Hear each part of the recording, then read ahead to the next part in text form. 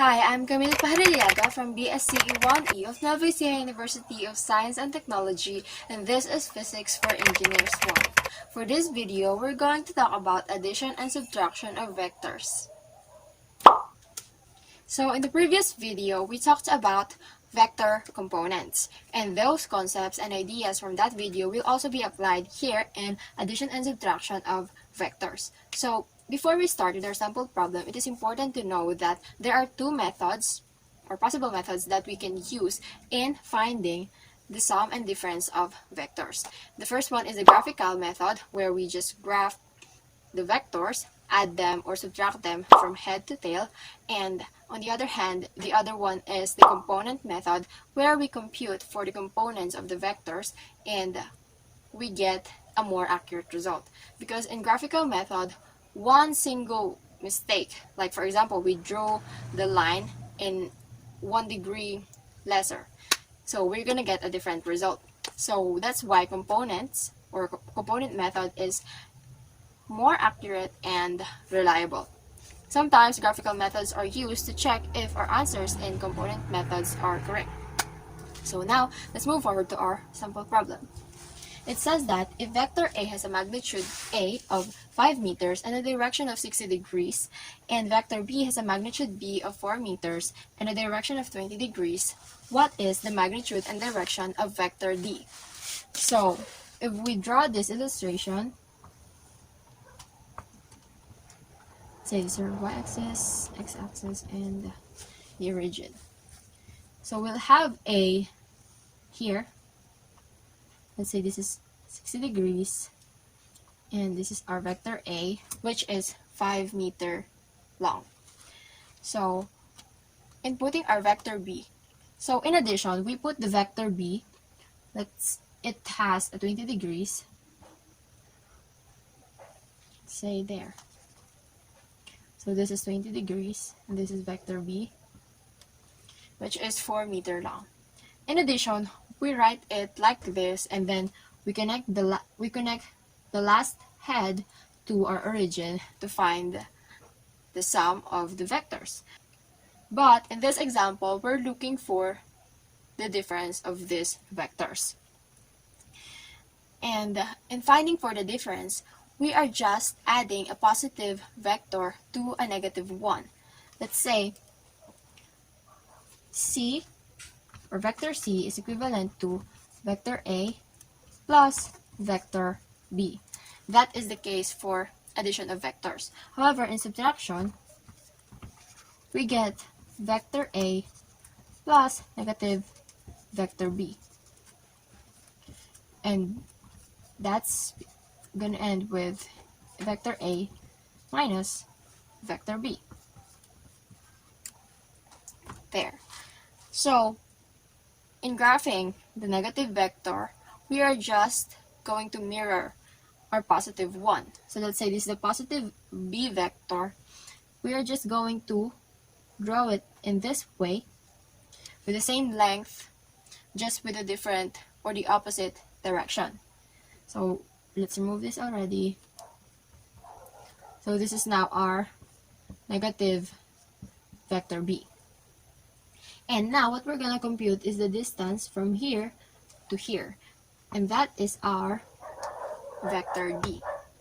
So that's how we subtract the vectors using graphical method. However, we can't tell what is the magnitude and direction of vector D yet, because as we can see, our graph here is not that accurate. It is just to show you what does it mean and how does it work.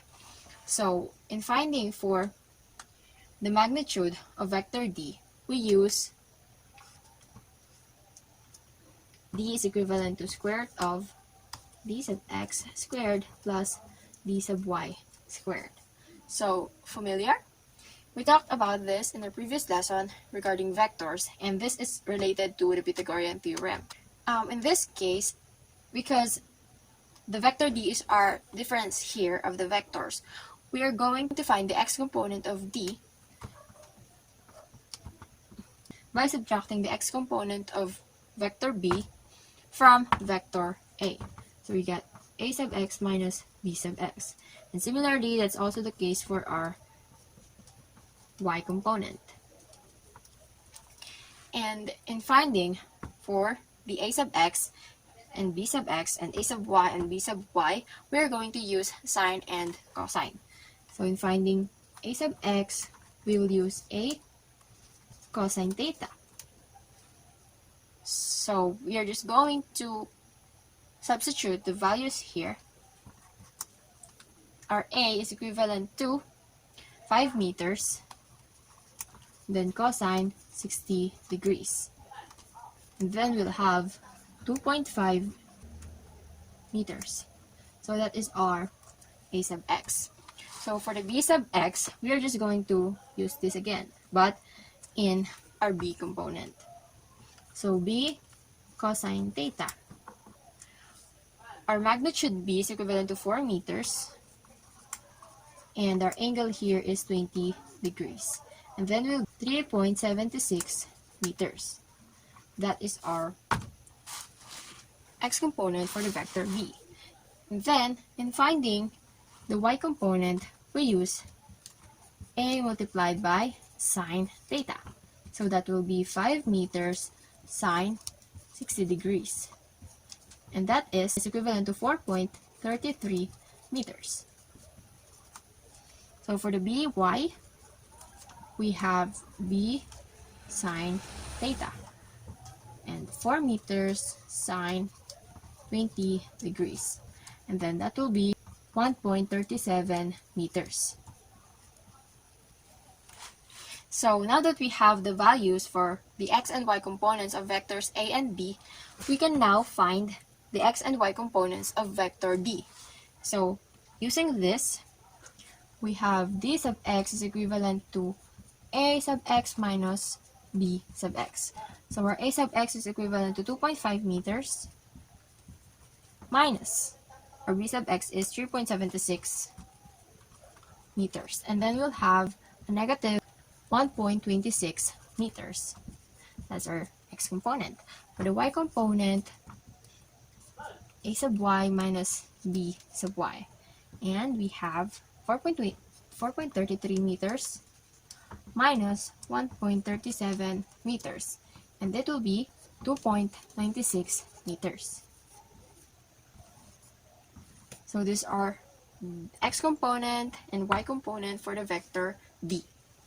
And now we can now solve for our magnitude here. So yeah, we're just going to substitute the numerical values. D sub x is equivalent to negative 1.26 meters squared plus 2.96 meters quantity squared. And it will be equivalent to 3.22 meters. That is our magnitude d. And now for solving the direction, we have theta is equivalent to inverse tangent dy over dx. Why does it look like this? So in trigonometric identity, we have tangent is equivalent to opposite over adjacent. So tangent theta equals opposite, which is d sub y, and then the adjacent, which is d sub x. Since we're only finding for the angle, we'll move tangent here on the other side, and thus it will become inverse. So we will have this equation. So in substituting our values, inverse tangent 2.96 meters over negative 1.26 meters. So our angle will be equivalent to negative 66.9 degrees. So now, let's see, this angle is negative 66.99 degrees. If we put it in our graph, it will be right below here. However, our direction shows in this way in the second quadrant, but we have a result of the fourth quadrant. So the case for tangent is that an angle and an angle plus 180 degrees is equivalent. That's why it can be kind of difficult to determine whether our angle is correct or not. So in order to correct it, we can either add or subtract 180 degrees from our result and make our angle accurate.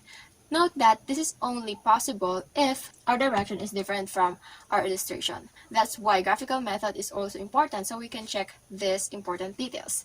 So if we add 180 degrees here, we can get 113.1 degrees, and that is our direction, which is just about here. So yeah, that is this first. So that is 113 degrees, and we got the same result as what we have in our illustration. So our magnitude for the vector D is equivalent to 3.22 meters, and our direction is equivalent to 113.1 degrees. I hope you learned a lot from this video, and thank you so much for watching.